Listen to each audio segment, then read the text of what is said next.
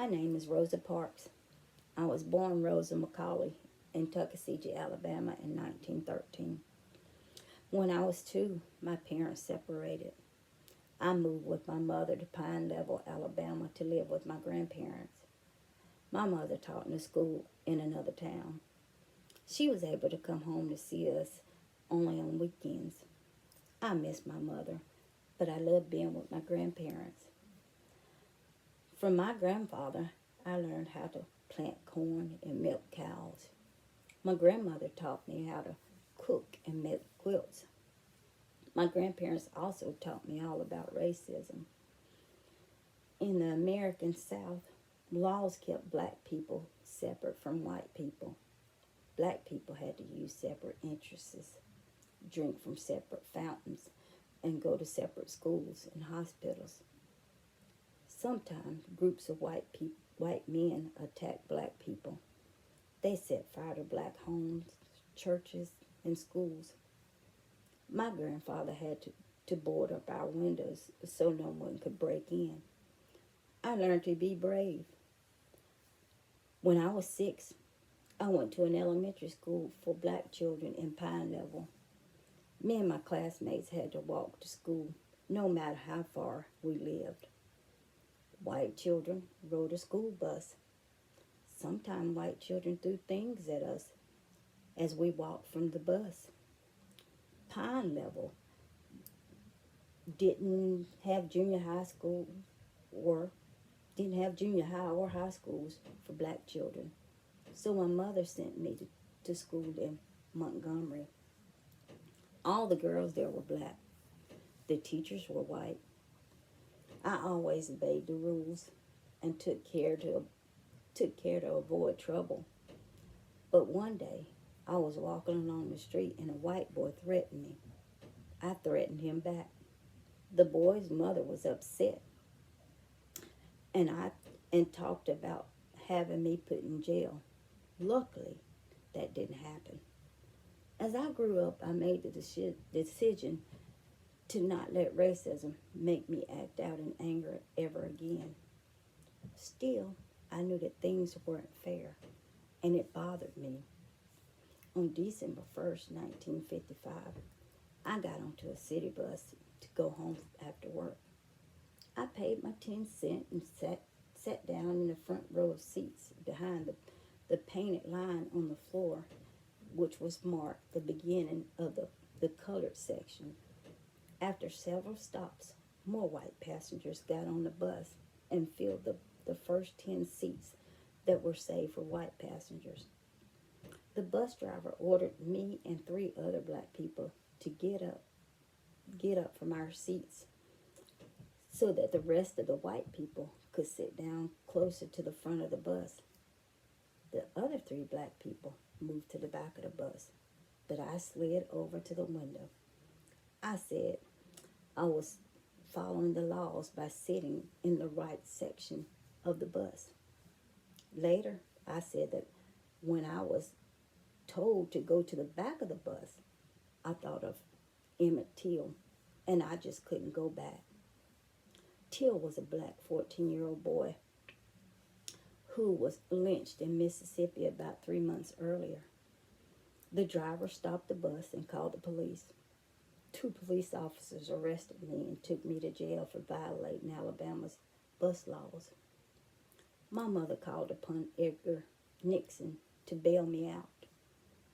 Nixon was the president of the NAACP chapter.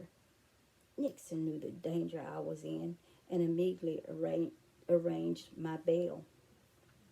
The local NAACP had been looking for a test case to challenge the bus segregation laws. I was a respected working woman. I was well spoken, and my case would be a good one to challenge the law. It was decided that on December 5th, the day that I was scheduled to appear in court, a boycott of all the buses in Montgomery would be held. The word was spread throughout the black community of the intended bus boycott. Black ministers told their congregation to support the boycott. On Monday, December the 5th, I appeared in court, and black passengers stayed off the Montgomery buses. The streets of Montgomery were filled with black people walking. That same morning, all Montgomery buses were assigned 2 motorcycle policemen to guard against any black gangs scaring passengers. There were no black gangs. The black community simply cooperated with the boycott. The buses remained empty all day. White passengers who feared trouble stayed off the buses as well. In addition to the charge, after violating the bus laws, I was also charged with disorderly conduct. My trial was quick, only lasting about 30 minutes. The court found me guilty of the charges and fined me $14. The boycott continued. I appealed my conviction.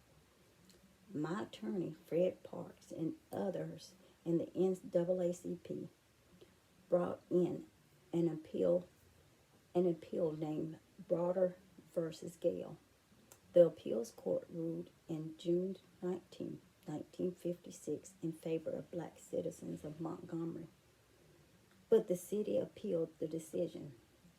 On September 13, 1956, the Supreme Court of the United States upheld the lower court rulings. After 381 days, the bus boycott ended. Black citizens of Montgomery could ride the buses and sit where they chose.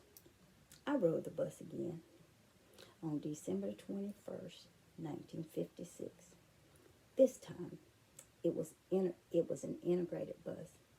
Ironically, I had the same bus driver who had me arrested the year before. He didn't react, and neither did I. After the Montgomery bus boycott, I went through many difficulties. I lost my job at the department store. My husband was forced to quit his job. And in 1957, my husband and I left Montgomery for Hampton, Virginia to find work. In Hampton, I found a job as a hostess in an inn at Hampton Institute, a historically black college. Later, my husband and I moved to Detroit, Michigan. I continued to work as an activist for years.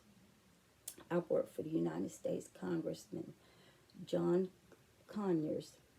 After that, I worked as an activist against apartheid in South Africa. I also opened a center in Detroit that gave advice to black youth about careers and job opportunities. In 1999, President Bill Clinton awarded me a Congressional Gold Medal. This is the United States' highest honor, most important award for civilians. My husband Raymond and I never had children. We spent our entire lives dedicated to each other, our respective careers, and civil rights activities. I died on October the 24th, 2005, at my home in Detroit due to dementia. On October the 30th, my casket lay in state in the United States Capitol. This is a great honor for people in the United States. I am still considered a heroine of the black community. While I didn't do it alone, my actions sparked a fire that led to great changes.